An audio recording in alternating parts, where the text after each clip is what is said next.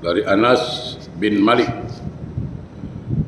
bahwa pada satu malam Khalifah Umar maksudnya, dia jalan-jalan lah, keliling bandar, keliling kota. Kemudian Khalifah Umar itu melewati suatu rombongan yang baru datang. Umar sebagai khalifah waktu itu sangat khawatir akan keselamatan rombongan tersebut, rombongan bisnis, pedagang. Takut-takut ada yang mencuri. Lalu Umar mendatangi Abdurrahman bin Auf, orang kaya ni, radhiyallahu anhu. Ya, Abdurrahman bin Auf bertanya, "Wahai Amirul Mukminin." Umar menjawab, "Aku melihat rombongan yang baru saja datang dan aku khawatir jika mereka tertidur lalu ada pencuri. Oleh karena itu, marilah kita menjaga mereka." Subhanallah. Ya, jadi waktu Khalifah Umar datang, Abdurrahman bin Auf terkejut. Khalifah datang jumpa dia. "Ada apa Umar? Engkau datang jumpa aku?"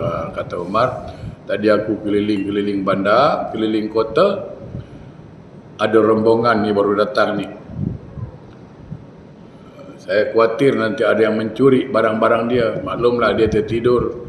Mari kita bantu jaga." Lalu mereka jaga dekat tenda rombongan itu sampai pagi. Subhanallah, ini pemimpin betul-betul luar biasa dia. Ketika waktu subuh tiba, Umar berseru, "Wahai segenap anggota rombongan, solatlah, solat. Umar berulang-ulang mengucapkan kata-kata itu hingga ia melihat mereka bangun. Kemudian Umar dan Rahman meninggalkan mereka. Ini pengajarannya apa? Jemaah berbahagia, hati-hati. Ya, inilah contoh yang baik. Inilah ajaran Islam yang betul itu. Menjaga harta orang. Menjaga aib orang. Menjaga kehormatan orang. Walaupun tetangga kita bukan Islam, kalau dia pergi mana, entah pergi luar negeri 2-3 hari, lalu ada kira-kira yang curiga, yang nak curi barangnya, kita kena jaga. Itu. Jangan pula jadi batu api, ambil-ambil orang tak ada. Jangan pula gitu. Ya, bukan. Mentang-mentang tak ada orang, kau gasak lah, ada orang tak ada, tak boleh. Walaupun dia bukan orang Islam. Inilah sifat orang Islam sebenarnya. Tak boleh. Atau kita melihat aib dari saudara kita, aib dari tetangga kita, aib dari siapapun aib itu, cukup kita yang tahu. Jangan sampai pada orang lain. Kenapa? Bila kita buka aib orang, satu hari nanti Allah akan buka aib kita. Yang pasti kita ada aib. Hati-hati. Ya. Jadi kalau ada, tapi sekarang saya tengok di media sosial, di Facebook ni, orang tak malu-malu cerita. Yang lagi viral tahu tak? Yang tak masuk akal lagi viral. Boleh tengok yang tengok TikTok, yang tengok Facebook, tahu betul tu. Saya pun macam, ini betul ke tidak? Dia nikah dengan anaknya, tapi tidur dengan mak dia. Mak seperempuan, mertua. Macam mana tu? Tak pening ke mana tu? Saya pun tak dapat nak cakap apa. Dah tak tahu nak cakap. Berkata orang Negeri Sembilan, apa nak dikata dah ni? Itu lagu dia tu. Apa nak dikata, itulah lagu dia. Dia nikah dengan anak dia.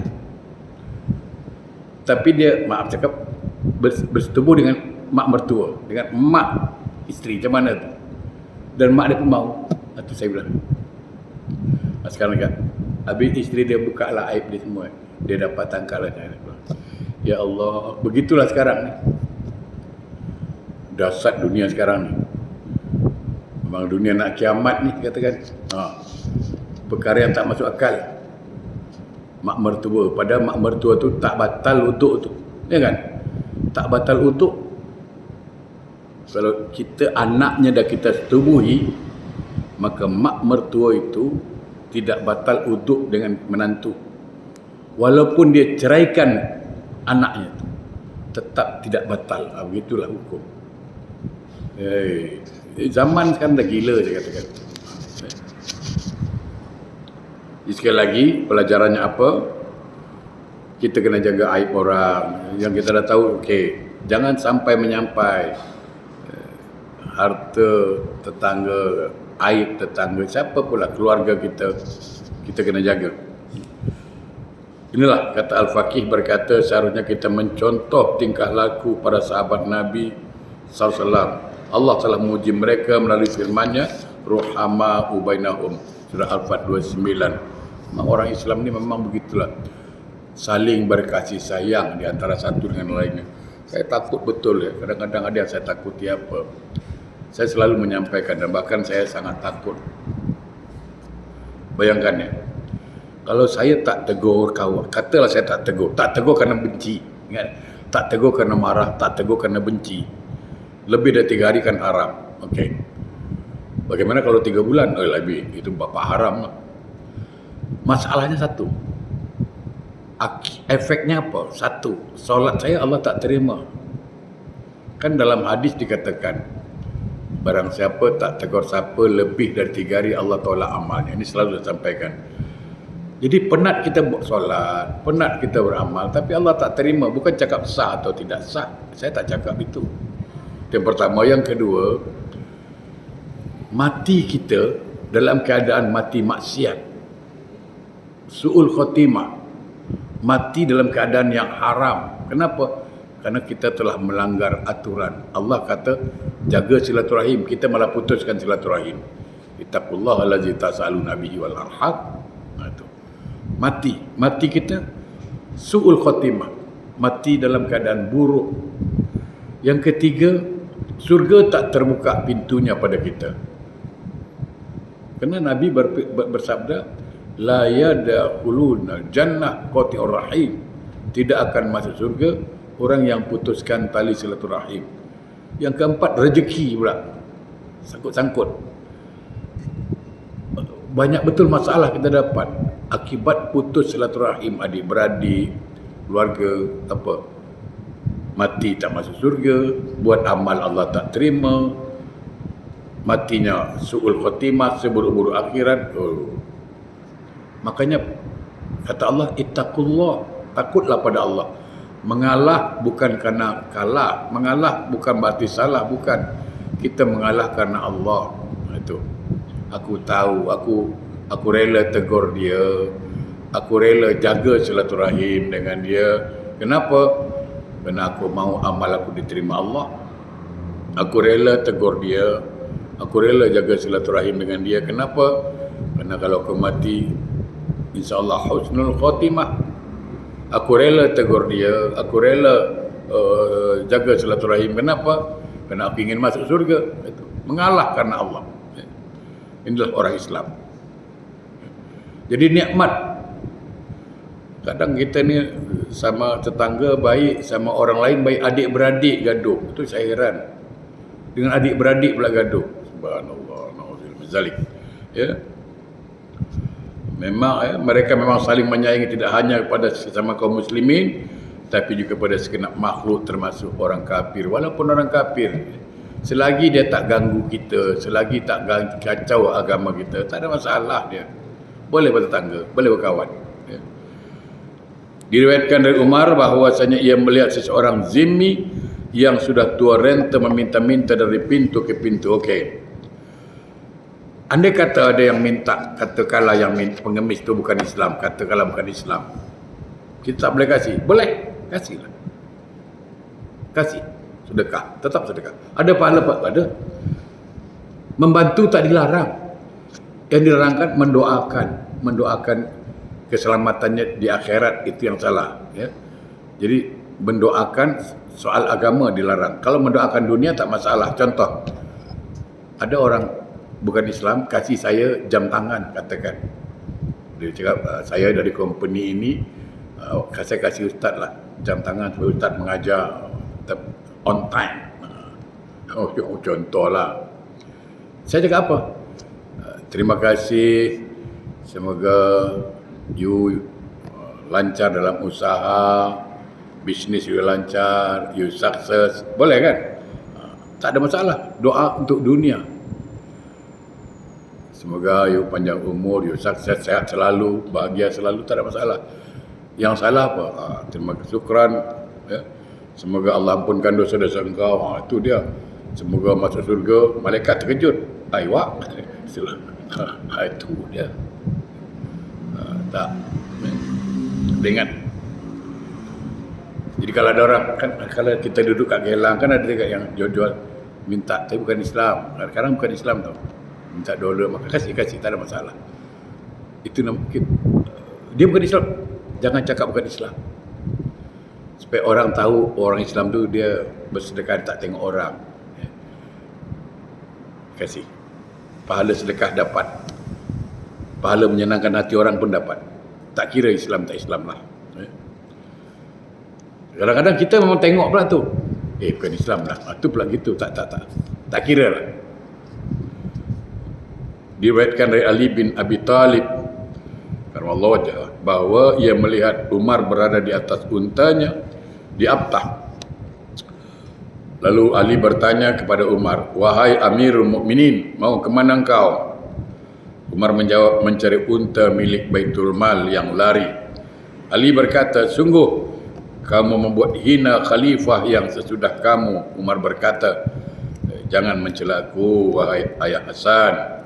Demi zat yang mengutus Muhammad SAW sebagai Nabi, seandainya ada seekor unta lari di tepi sungai Efrat, niscaya Umar akan dituntut nanti pada hari kiamat, karena tidak ada gunanya pemimpin yang mengabaikan kepentingan kaum muslimin dan orang fasik yang mengganggu ketenangan kaum muslimin." Allahu Akbar.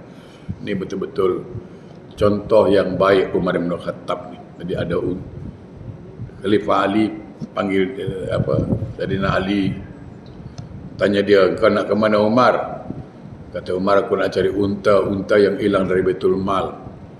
Apa kata Ali? "Apalah engkau ni, buat malu nanti khalifah sesudah engkau. Menjatuhkan marwah macam itu lebih kurang." Kata Umar, "Bukan masalah itu. Karena aku nanti dituntut di akhirat.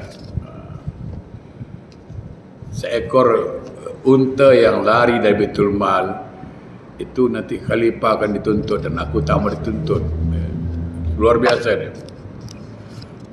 Inilah, kalau ada kita diberi amanah, jaga amanah tu dengan baik. Jangan sampai amanah itu kita khianati. Oh ya, saya terima kasih sekali pada jemaah yang membantu saya dalam safari Ramadan. Lupa saya menyampaikan terima kasih. Alhamdulillah selamat kemarin. Ada 4 tempat di Dumai, 3 tempat di Bengkalis pun 3 tempat, dan sambutan alhamdulillah bagus sekali. Ya, bagus sekali. Mudah-mudahan akan datang, mereka berharap kita datang lagi lah. Ya. InsyaAllah. Dan akikah cucu Haji Hamidah pun sekaligus kita buat sudah kemarin. Ya. Baik. Diriwayatkan dari Al-Hasan dari Rasulullah SAW, beliau bersabda, para wali abdal dari umatku tidak masuk surga karena banyaknya solat dan puasa. Ini harus dipahami betul-betul. Ya, budala ummati la yadkhulul jannah bi kasratis salat wala siyam, walakin yarhamuhumullahu ta'ala bisalamatis sudur wasakhawah. Allahu Akbar. Para wali artinya orang yang dekat dengan Allah dari umatku, kata Nabi, dia tidak masuk surga karena banyaknya salat dan puasa.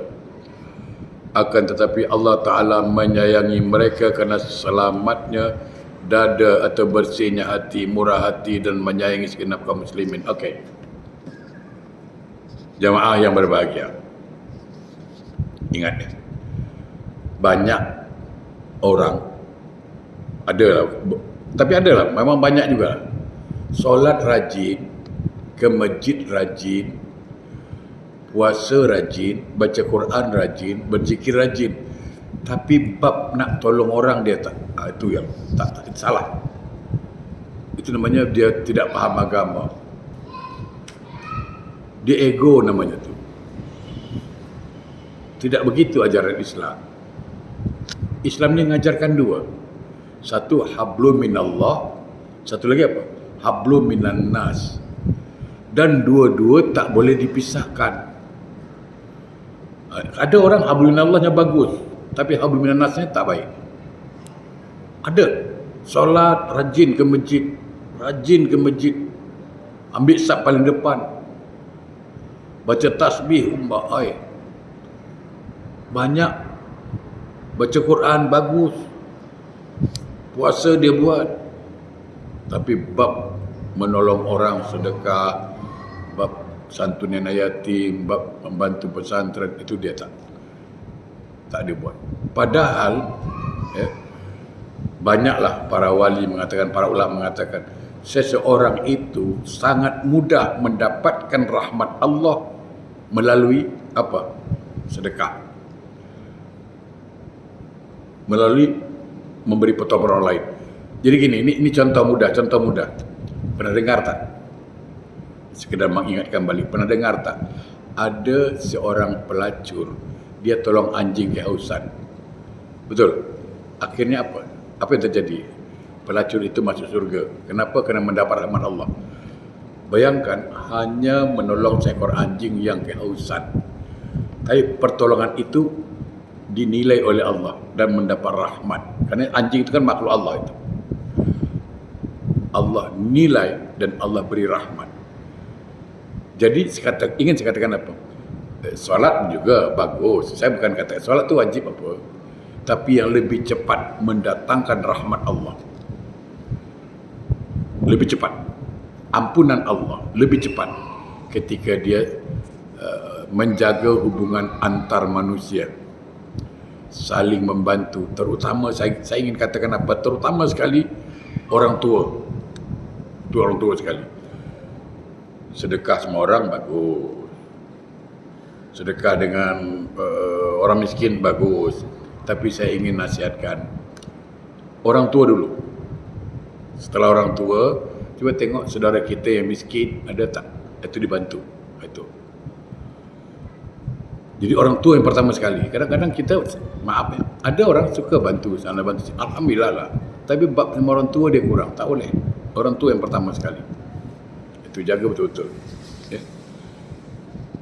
Jadi dikatakan di sini oleh Rasulullah, para wali, artinya orang hamba yang dekat dengan Allah, ya, bahawa dia masuk surga bukan kerana banyak solat,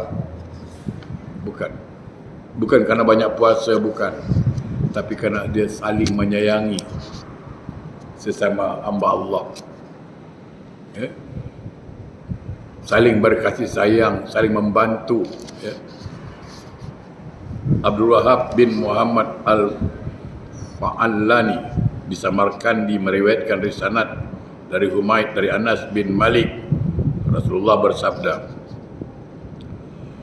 arba'un min haqqil muslimin alaika an tu'ina muhsinahum wa tastaghfira limuznibihim wa an taz'uwa limuzbirihim wa an tuhibba taibahum.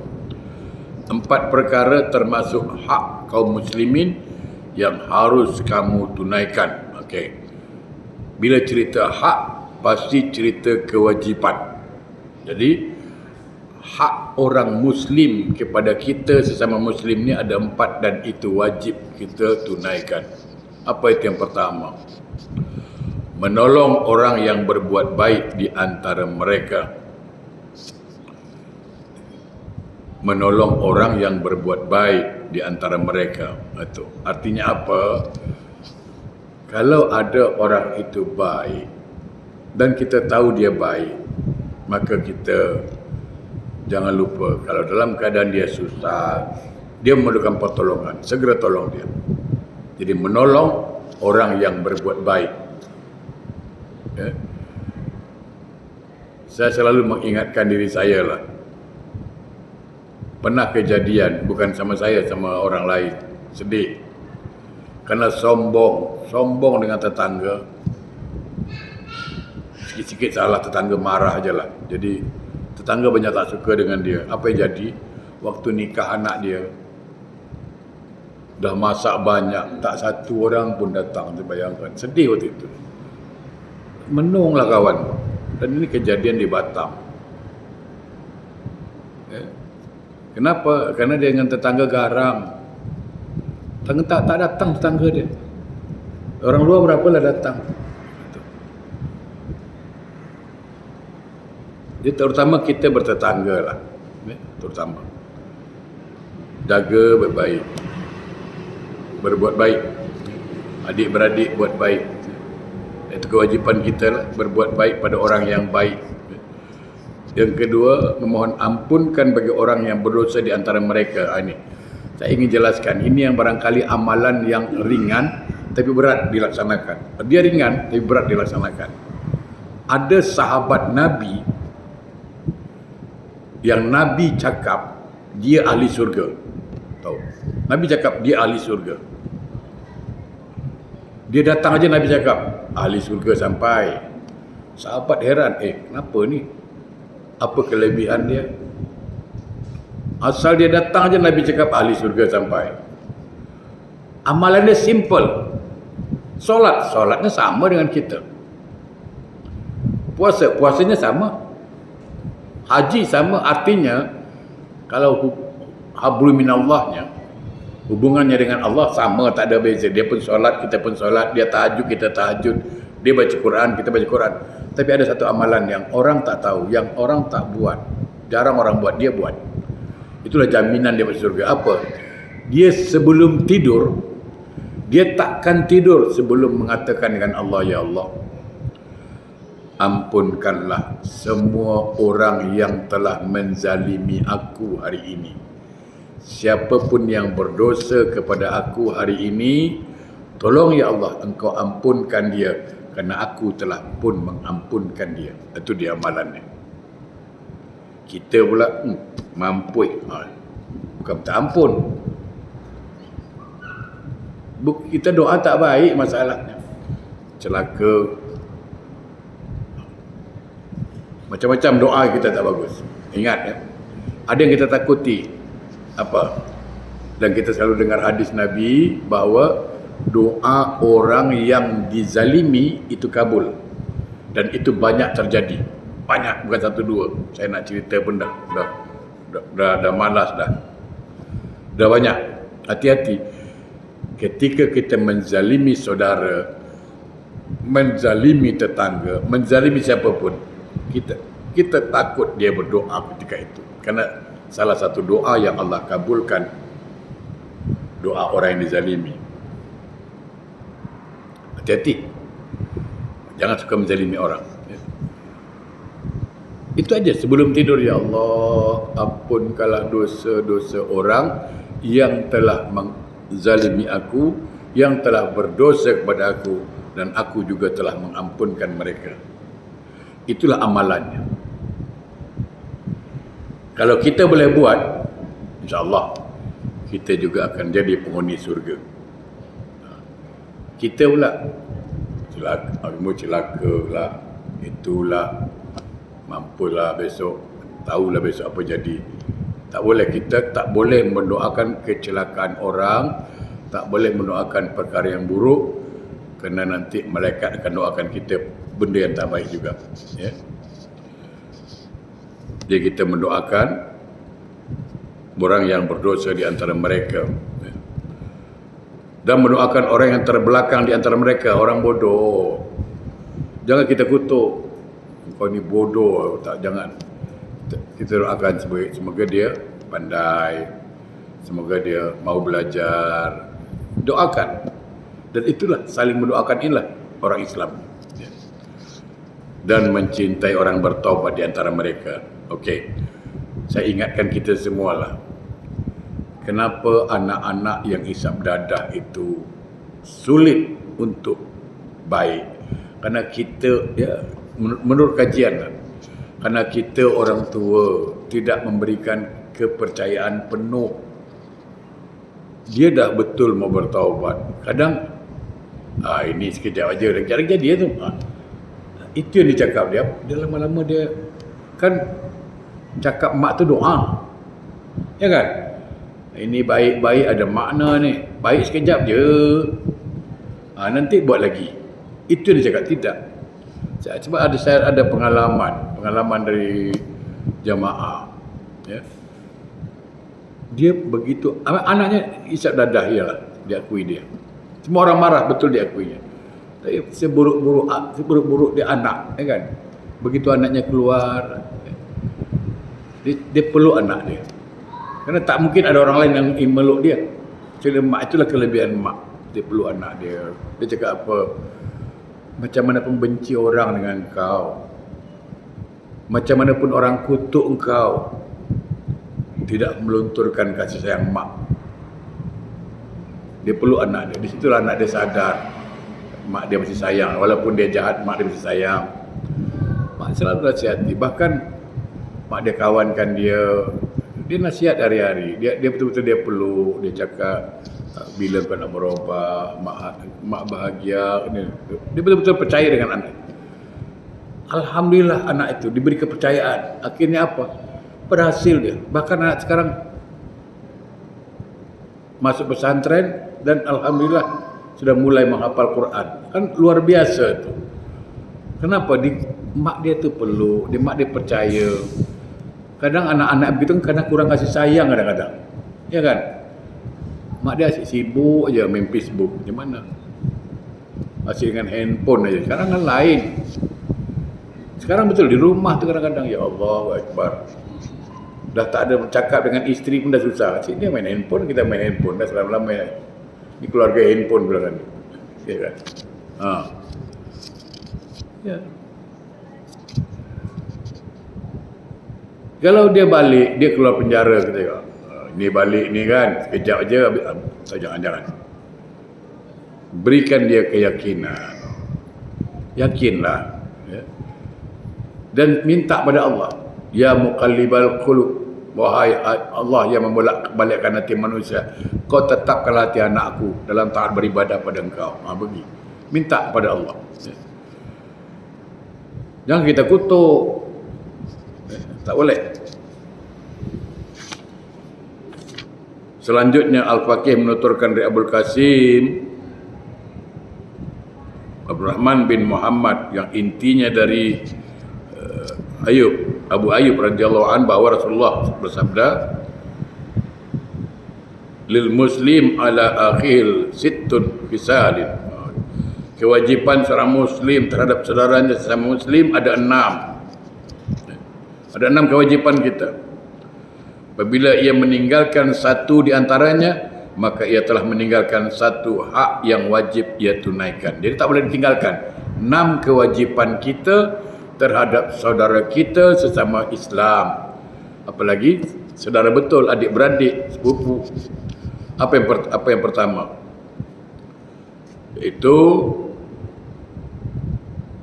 apabila mengundangnya, maka wajib menjemputnya, mendatanginya.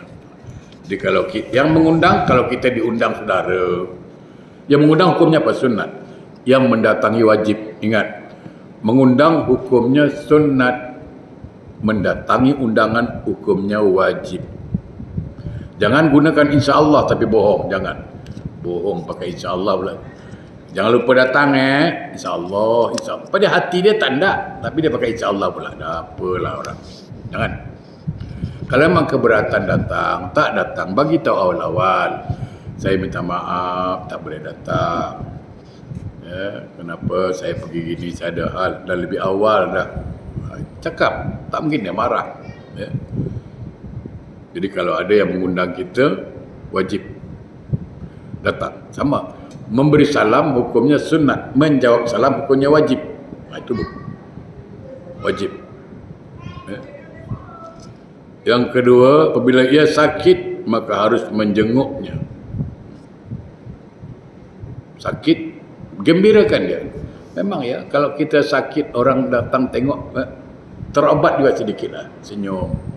Bukan nak bawa apa Bawa apa pun roti ke apa itu yang makan orang jaga dia kan. Yang sakit mana boleh makan, ya kan? Sibuk makan kadang-kadang tu. Beli anggur, beli apple, beli macam-macam. Ya apa yang makan? Dia makan yang sehat.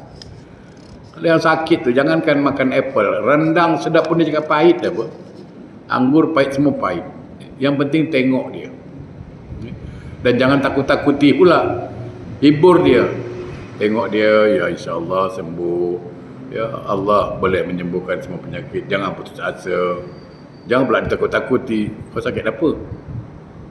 Oh sakit tu macam mak saudara aku tau. Mak saudara aku macam itulah penyakit dia. Tak lama, 3 hari sembuh, bukan meninggal. Bukan, jangan gitu. Nakut-nakuti tak boleh. Hibur dia. Ya. Jadi, kalau sakit tengok. Bila mati ia harus menghadiri pemakamannya. Ya. Menghadiri pemakamannya. Ya. Kalau dia meninggal, kita tengoklah. Kalau ada soal. Jadi siapa yang ini dia? Ini saya ingatkan. Kalau kebetulan kita di masjid, ni kalau kebetulan kita di masjid ada uduk, ada orang meninggal solat. Okey, ikut solat. Kerana pahalanya itu, barang siapa yang ikut solat jenazah dalam sebuah riwayat, Allah beri pahala 1 kirat. Sahabat Nabi mengatakan 1 kirat berapa besar Rasulullah? Sebesar gunung Uhud. Jadi kalau ada jenazah di masjid, kita lagi ada pula, ambil kesempatan. Jadi kalau kita ikut solat jenazah, pahala 1 kirat. Ikut mengantar, tambah 1 kirat lagi. Perempuan boleh tak ziarah kubur? Boleh. Tapi dulu dilarang. Ya, dulu sebelum Islam ni maju, Islam awal-awal kata orang, kerana perempuan ni kan lemah. Jadi dia bila ziarah kubur menjerit-jerit, nangis-nangis gitu. Nabi larang. Setelah imannya mantap, dia boleh kontrol, boleh. Jadi yang dilarang itu kan meratap. Meratap. Jadi kalau meninggal, kita tengok. Datang. Kalau sempat solat, bagus. Solatkan dia. Apabila ia bertamu, dengannya harus mengucapkan salam. Ini. Salam tadi saya katakan, hukumnya sunat, memberi salam. Tapi menjawabnya wajib. Tapi hati-hati. Hati-hati. Ada kalanya haram kita kasih salam. Bila? Katalah ni kata, ada kawan lah. Dia kerjanya mengumpat. Dia mengata orang lah, mengumpat bla bla bla, mengumpat orang lah. Kita pun dah hati tak senang. Tak suka lah. Lalu kita pergi cabut. Lalu kita, okey aku pergi dulu Assalamualaikum. Tak boleh. Sebab dia dalam keadaan maksiat. Cukup, okey. Baik, dah jalan. Tak bagi salam pun, nak bagi salam apa je tu. Dalam keadaan maksiat. Kan dia dalam keadaan haram. Tak boleh memberikan salam kepada orang sedang bermaksiat. Itu makanya hati-hati. Boleh tak orang masuk diskotik, Assalamualaikum? Tak boleh. Atau orang minum bir pakai Bismillahirrahmanirrahim, tak boleh. Tak boleh gunakan nama Allah dalam keadaan maksiat. Jadi ketika dia mengumpat, dia ngata-ngata orang, dia okey. Baliklah. Jangan. Assalamualaikum, tak boleh. Kerana Assalamualaikum, selamat sejahtera atas kamu. Semoga Allah rahmati kamu, dia dalam keadaan maksiat. Tak boleh. Tapi kalau dia baik, bukan dalam keadaan maksiat, dia beri salam, kita wajib jawab. Contoh, ni saya kasih jemaah. Contoh, Assalamualaikum sampai pada jemaah. Namanya ini sunat. Jawabnya wajib. Kalau dah ramai, kita panggil apa? Wajib kifayah. Satu orang jawab cukup. Tapi kalau semua tak jawab, semua berdosa. Tapi satu yang jawab, cukup. Kecuali kalau saya sebut nama. Contoh, Assalamualaikum warahmatullahi wabarakatuh. Assalamualaikum, ajar kami dah. Itu dia kena jawab. Kerana sebut nama dia. Tak boleh. Dia kena jawab. Kenapa disebut nama dia, ada khas di situ. Apabila ia minta nasihat padanya, maka ia harus menasihatinya. Jadi kalau dia ada kawan, saudara, dia tahu kita ni boleh nasihati dia, beri nasihat. Jangan beri nasihat pada orang tak minta. Betul. Kadang-kadang kita ni tak tahulah. Minta nasihat pada orang tak minta. Dia tak minta nasihat. Kita sibuk nasihat dia. Tuh. Kalau ada orang minta nasihat pada kita, berarti dia percaya kita boleh kasih nasihat. Kasihlah, jangan pula tak kasih. Tolonglah nasihat aku ni. Alah, kau belum berapa, aku lagi teruk. Aduh mak. Orang berat minta nasihat, itu cakap dia. Kau belum berapa, aku lagi susah, lagi teruk, masalah aku lagi berat. Tak. Beri dia nasihat. Ini dikatakan wa tawasabil haqq wa tawasabil sabr. Saling memberikan nasihat dalam keadaan sabar, dalam keadaan kebenaran. Ya. Dan bila dia bersin, mengucapkan alhamdulillah, maka sebutlah apa? Yarhamukallah. Ingat, bila orang itu sebut, dia bersin, dia sebut alhamdulillah, baru kita ucapkan yarhamukallah. Tapi kalau dia tak sebut alhamdulillah, jangan jawab pula. Ni kadang-kadang gatal pula ni. Dia tak sebut, yang kita kepoh pada dia, nak gasak dia, bersin dia. Tapi kalau dia bersin alhamdulillah, baru kita jawab, baru sebut yarhamukallah. Ya. Baik, saya kira itu dulu insya-Allah. Mudah-mudahan bermanfaat, yang benar dari Allah, yang salah dari saya. A'udzubillahi minasyaitonirrajim. Bismillahirrahmanirrahim. Alhamdulillahirabbil alamin. Allahumma salli ala sayyidina Muhammad wa ala ali sayyidina Muhammad. Allahumma ya ahadus samadu lam yalid wa lam yulad wa lam yakul lahu kufuwan ahad. Wa bihaqqi Muhammadin sallallahu alaihi wasallam. Allahumma arinal haqqa haqqa warzuqna ittiba'ah wa arinal batila batila warzuqna ya Allah. Tunjukkan ya Allah yang benar itu memang benar. Berilah kami kekuatan ya Allah untuk melaksanakan kebenaran itu. Dan tunjukkan ya Allah yang salah itu memang salah. Berilah kami kekuatan ya Allah untuk meninggalkan kesalahan itu. Allahumma ya Allah ya Rahman ya Rahim ya Ghaffar. Bimbinglah kami ya Allah, tuntunlah kami ya Allah menuju jalan yang Kau ridhoi. Ampunkan segala dosa-dosa kami, dosa kedua orang tua kami, dosa orang-orang yang kami sayangi ya Allah. Tolonglah kami ya Allah, bantulah kami ya Allah untuk selalu berzikir menyebut nama-Mu, untuk selalu mensyukuri nikmat-nikmat-Mu, dan untuk selalu memperbaiki akhlak dan ibadah kami. Allahumma ya Allah ya Rahman ya Rahim ya Ghaffar. Hindarkanlah kami ya Allah sekeluarga dari musibah.